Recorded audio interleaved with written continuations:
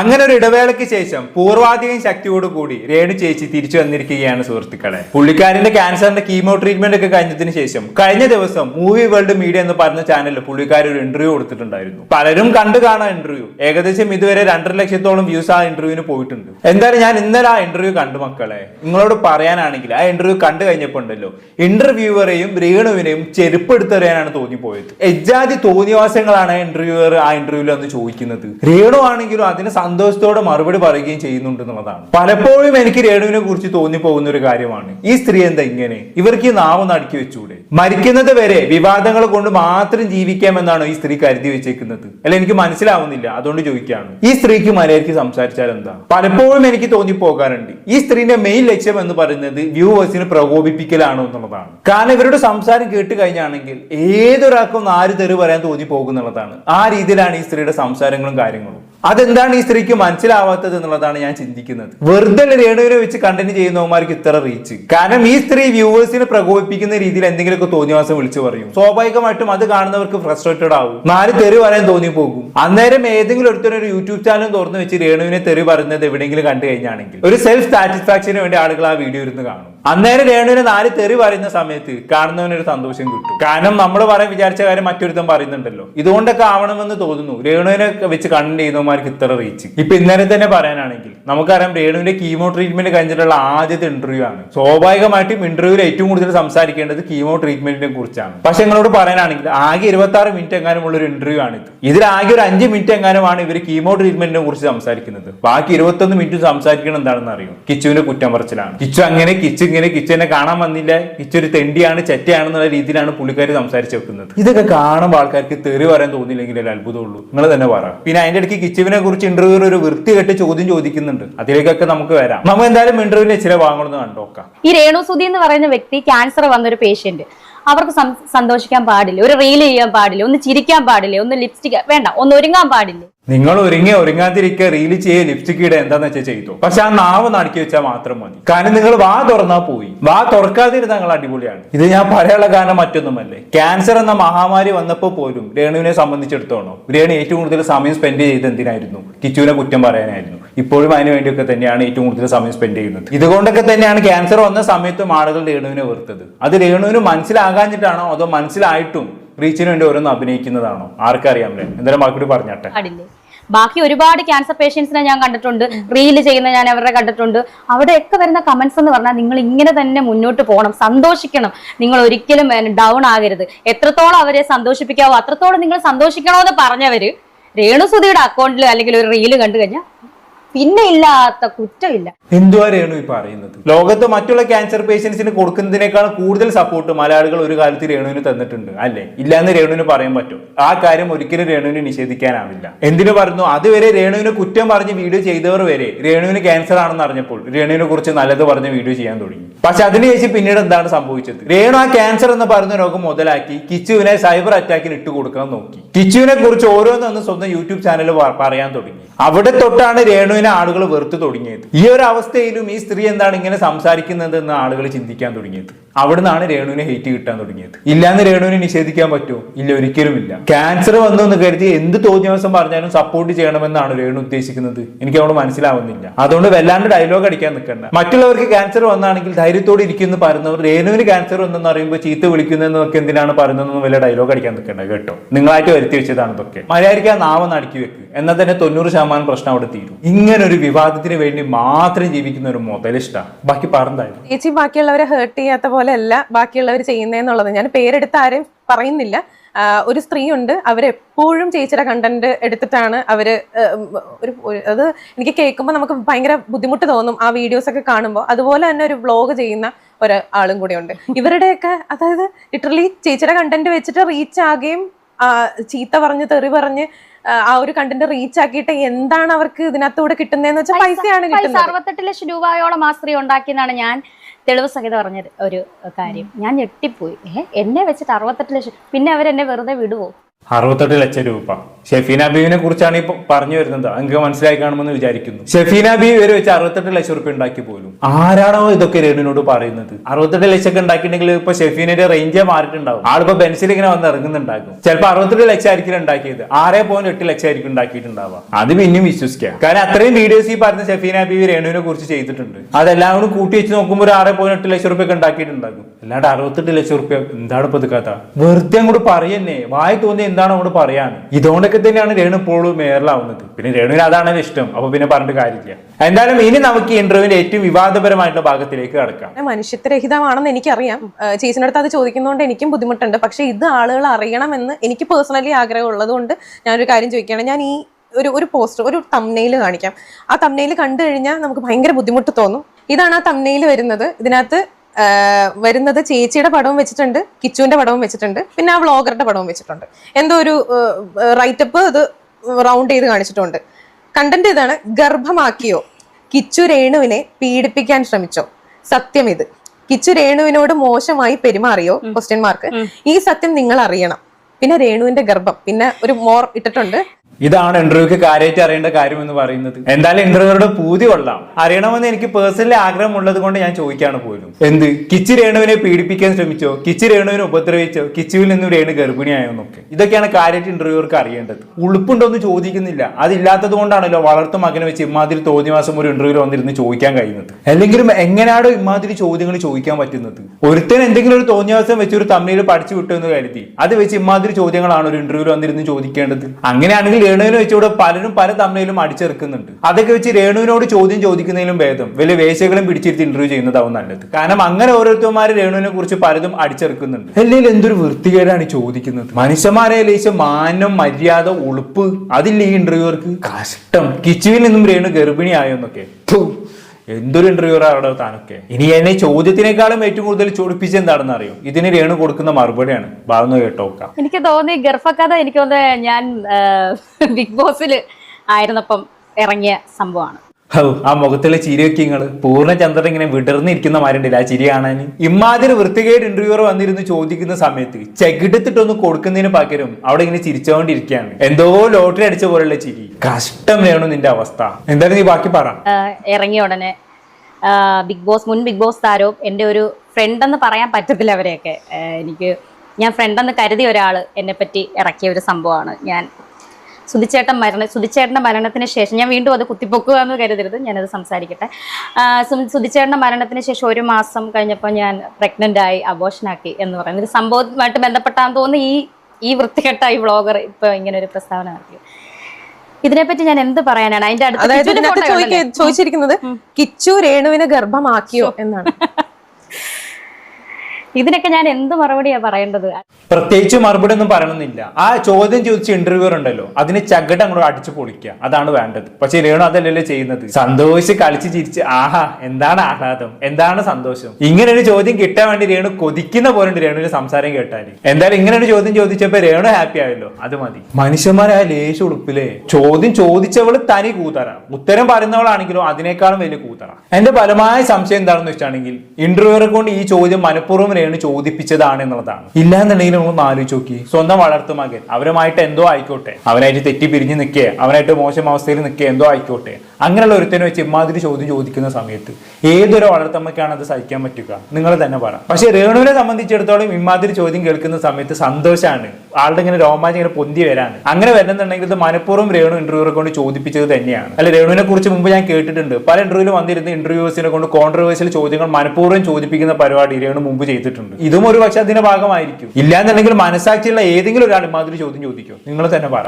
ബാക്കി പറഎന്തായാലും ഇവന്റെ വീട്ടിലെ ഈ വ്ളോഗറിന്റെ വീട്ടിൽ നടക്കുന്ന സംഭവങ്ങളായിരിക്കും അവനവന്റെ വായിലൂടെ സംസാരിക്കുന്നത് മാത്രമേ എനിക്ക് പറയാനുള്ളൂ. കാരണം വന്നിട്ടുണ്ടാവും കുറെ പോസിറ്റീവ് കമന്റ്. ആ ചിരി കാണുമ്പോഴാണ്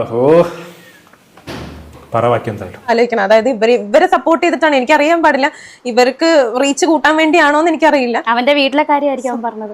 എന്ത് പറയാനാണ് ഇതിനകത്ത് എന്താ എനിക്ക് എന്ത് മറുപടി പറയാൻ പറ്റും?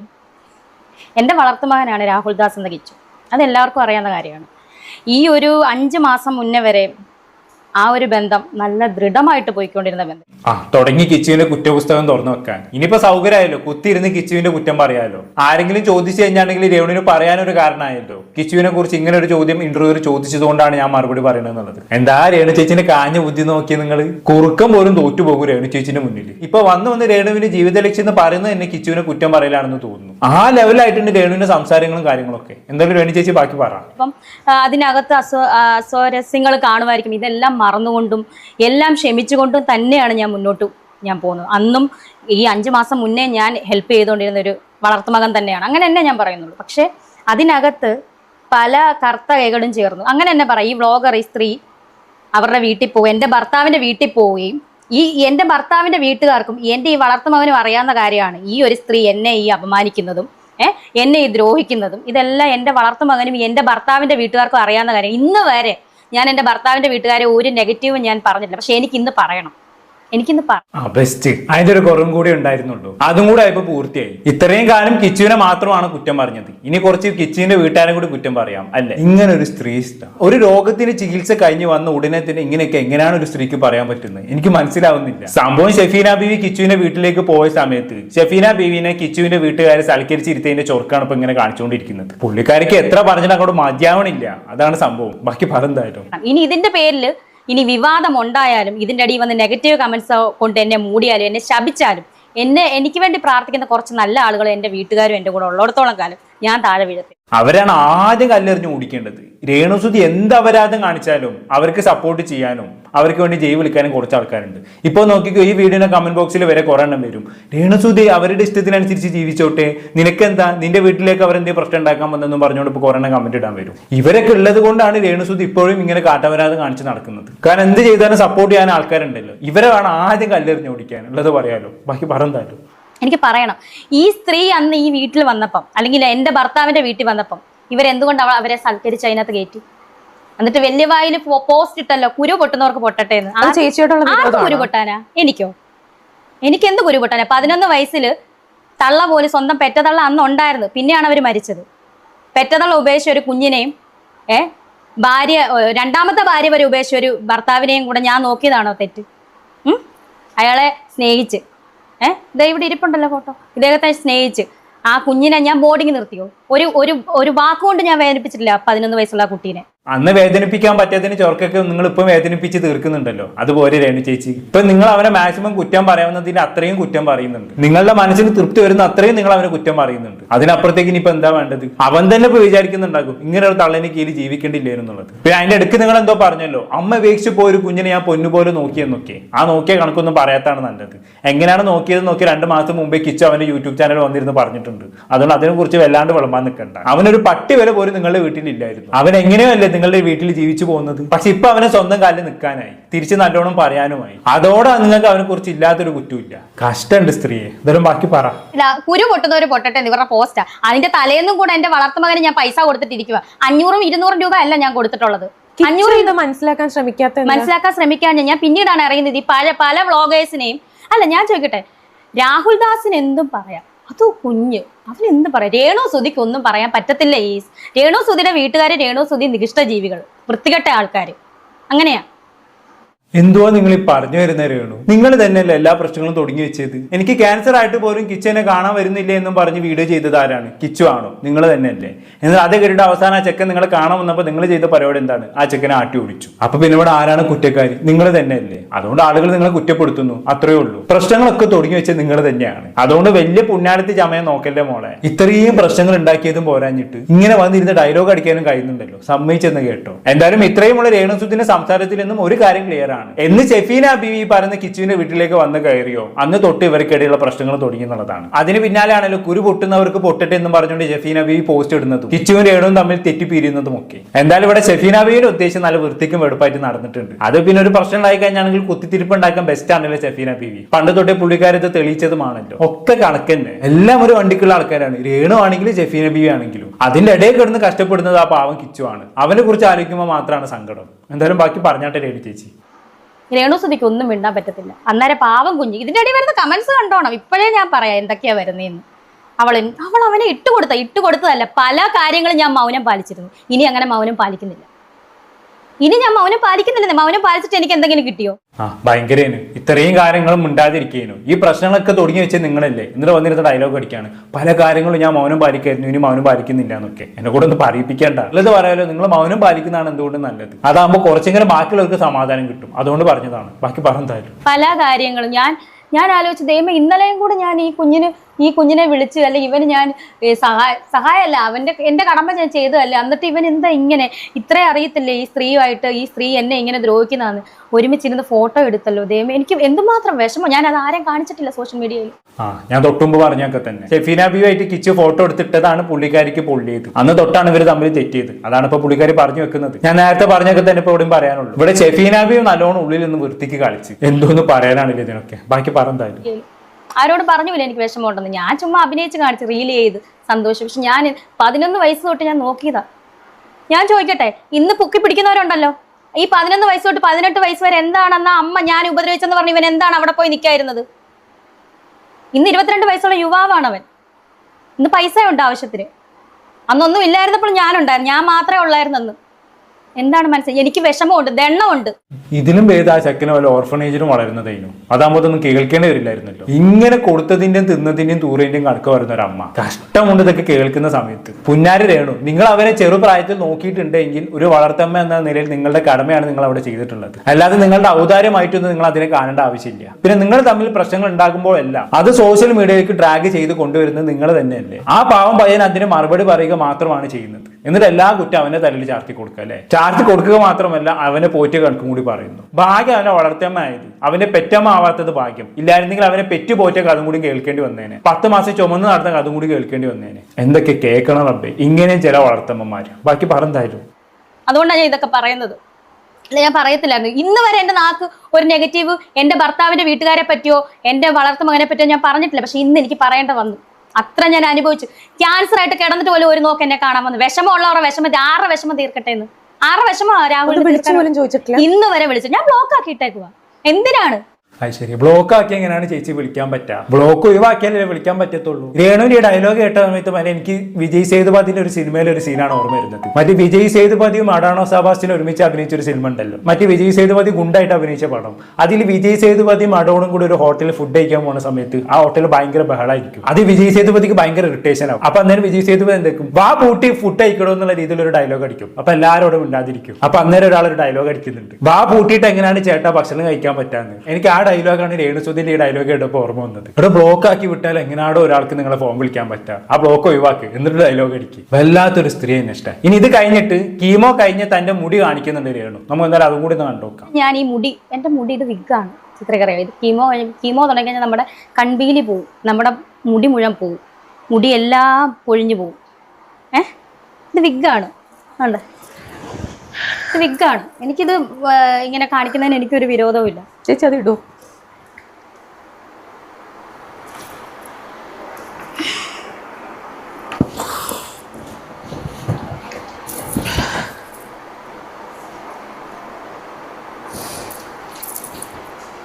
രേണുവിന്റെ തല കണ്ടിട്ട് അവതാരിക്ക് അപ്പുറത്തിരുന്ന് നല്ല കരച്ചിൽ കരയുന്നുണ്ടല്ലേ. ഉള്ളത് പറയാലോ, ഇതൊന്നും കണ്ടിട്ട് എനിക്കൊന്നും തോന്നുന്നില്ല. അത് മറ്റൊന്നും കൊണ്ടല്ല, കിച്ചുവിനെ കുറിച്ചിട്ട് ഇമ്മാതിരി വർത്താനം പറഞ്ഞിട്ട് ഇങ്ങനെ തലമുടി കാണിക്കുന്ന സമയത്ത് പ്രത്യേകിച്ച് ഫീലിങ്സ് ഒന്നും വരുന്നില്ല. നേരെ മറിച്ച് ഇവരുടെ രോഗത്തെ കുറിച്ച് സംസാരിച്ചതിന് ശേഷമാണ് ഈ തല കാണിച്ചതെങ്കിൽ ഒരു പക്ഷേ ഞാൻ കരഞ്ഞു പോയേനെ. പക്ഷെ കിച്ചുവിനെ കുറിച്ച് ഇത്രയും ഓരോന്ന് വിളിച്ചു പറഞ്ഞിട്ട് അതിന്റെ ദേഷ്യത്തിൽ ഇത് കാണുന്ന സമയത്ത് പ്രത്യേകിച്ച് ഒന്നും തോന്നുന്നില്ല എന്നുള്ളതാണ്. ഞാൻ എന്റെ പേഴ്സണൽ ഫീലിങ്സ് ആണ് കേട്ടോ പറഞ്ഞത്. പലർക്കും പല ഫീലിങ്സ് ആയിരിക്കും ഉണ്ടാവുക. എന്തായാലും ഇത് കഴിഞ്ഞ് ഇനിയും കിച്ചുവിന്റെ വീട്ടുകാരെയും കുറിച്ച് ഒരുപാട് കാര്യങ്ങൾ രേണു പറയുന്നുണ്ട് കേട്ടോ. അത് ഞാൻ തൽക്കാലം ഇവിടെ പ്ലേ ചെയ്യിക്കുന്നില്ല. കാരണം അത് കണ്ടിട്ട് എനിക്ക് എന്നെ ബോറടിക്കാം.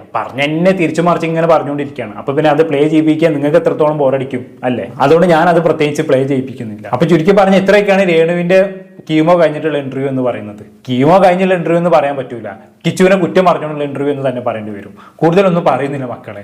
എന്താണ് നിങ്ങൾക്ക് തോന്നുന്നത്? താ കമന്റ് ബോക്സിൽ രേഖപ്പെടുത്തുമല്ലോ. അടുത്തൊരു ടോപ്പിക്കുമായി വീണ്ടും കാണാം.